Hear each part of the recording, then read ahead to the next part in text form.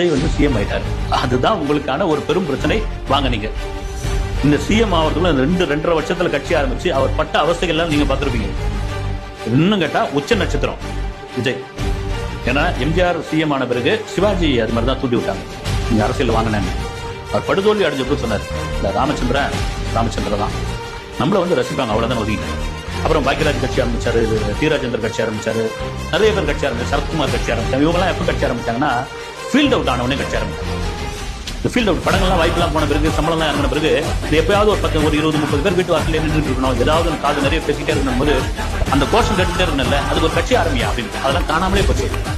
ஆனால் உச்ச நட்சத்திரமாக இருந்த 240 கோடி ரூபாய் சம்பளமாகி வருஷத்துக்கு 500 கோடி ரூபாய் சம்பாதிக்கக்கூடிய ஒரு நபர் அதையெல்லாம் தூக்கி போட்டு இதாண்டா என்னுடைய கடைசி படம் அரசியலுக்குள்ள வரேன்னு சொல்லி வந்ததுக்கு ஒரு பெரிய தெளிவு. அதுக்கு தமிழக மக்கள் கொடுத்த ஒரு பரிசு தான் இன்னைக்கு முதலமைச்சர் விஜய் அப்படின்னு.